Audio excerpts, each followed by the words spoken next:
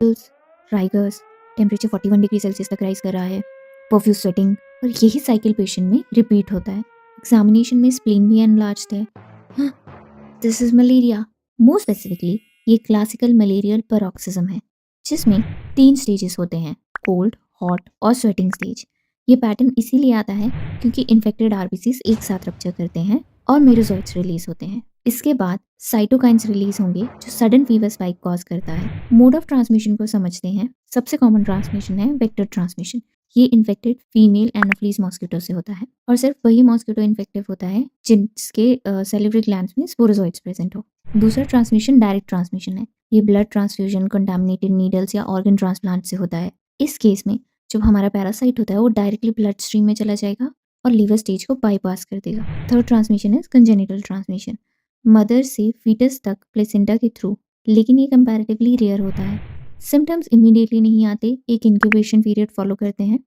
फॉल्सिपेरम में 12 डेज का, वाइवैक्स में 14, ओवेल में 17 और मलेरिया में 28 डेज से ज़्यादा।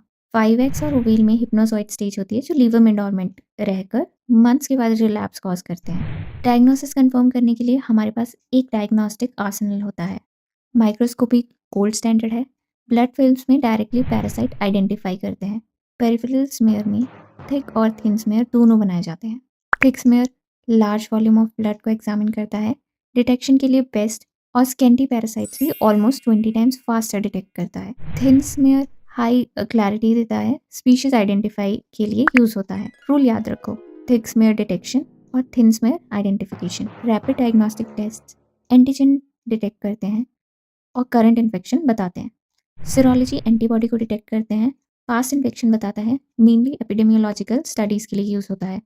अब आपका केस एक इंडिविजुअल पॉजिटिव स्लाइड बनेगा। सर्विलेंस का बेसिक यूनिट। एपिडेमियोलॉजिकल एरिया में हम पीडियाट्रिक मलेरियोमेट्रिक इंडाइसिस यूज करते हैं, मेनली चिल्ड्रन 2 से 10 साल के ग्रुप में। सबसे पहले हमारे पास स्प्लीन रेट आता है, average and large spleen, parasite rate, parasite density index and infant parasite rate. Spleen rate बताता है परसेंटेज ऑफ चिल्ड्रन जो कि 2 से 10 साल के ईयर के बीच में है जिनमें स्प्लीन एनलार्ज है।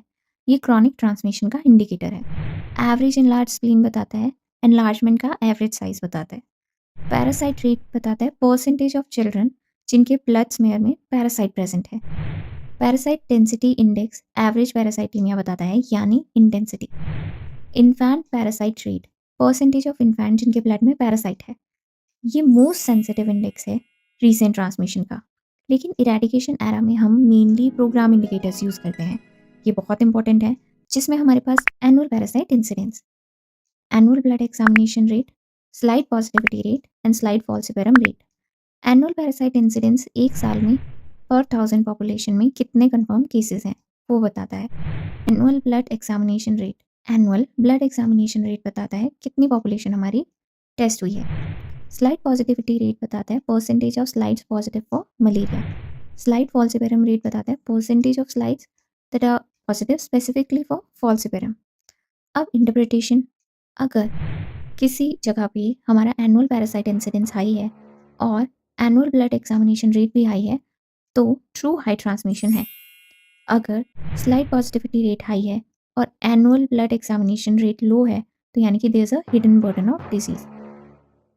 तो मलेरिया सिर्फ एक फीवर नहीं, ये कंप्लीट सिस्टम है जहाँ पेशेंट से डाटा बनता है और डाटा से इंडाइसिस बनते हैं और इंडाइसिस से पब्लिक हेल्थ एक्शन होता है। ये केस एक सिंगल केस है जो बताता है कि एरिया में मलेरिया कंट्रोल कैसे चल रहा है। Like, share and subscribe the video.